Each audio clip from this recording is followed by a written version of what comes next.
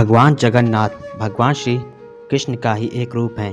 भगवान जगन्नाथ के अवतार की कहानी महाभारत में मिलती है, जो भगवान जगन्नाथ के रूप का रहस्य बताती हैं। माता यशोदा, देवकी और सुभद्रा वृंदावन से द्वारका आए, जहां सभी रानियों ने उनसे निवेदन किया कि वे उन्हें श्री कृष्ण की बाल लीलाओं के बारे में बताएं।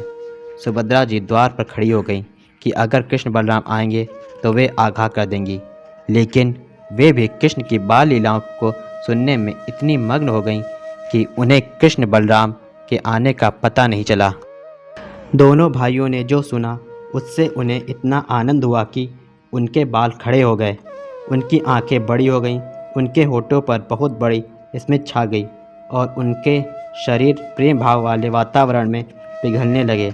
सुभद्रा सबसे ज़्यादा भाव विभोर हुई, इसलिए उनका शरीर सबसे ज़्यादा पिघला, इसलिए उनका कद जगन्नाथ मंदिर में सबसे छोटा है।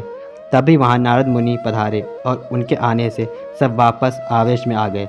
श्री कृष्ण का ये रूप देखकर नारद जी बोले, हे प्रभु, आप कितने सुंदर लग रहे हैं, इस रूप में कब अवतार लेंगे?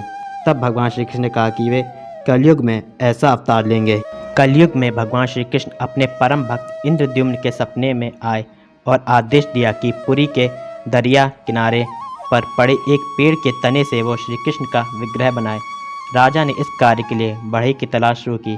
कुछ दिनों बाद एक रहस्यमय बूढ़ा ब्राह्मण आया और उसने कहा कि वो प्रभु का विग्रह बनाने की जिम्मेदारी लेना चाहता है, पर उसकी एक शर्त थी कि वह विग्रह एक बंद कमरे में बनाएगा और कोई भी उसका काम खत्म होने तक कमरे का द्वार नहीं खोलेगा, नहीं तो वो काम बंद कर देगा।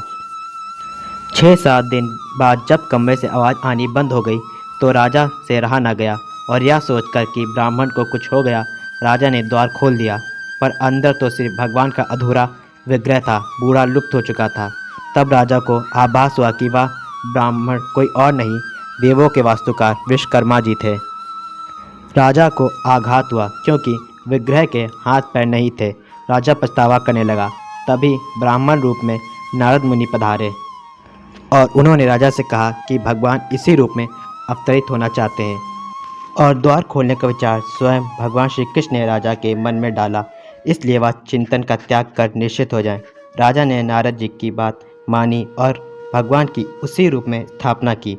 इस तरह भगवान जगन्नाथ ने अवतार लिया। जय जगन्नाथ।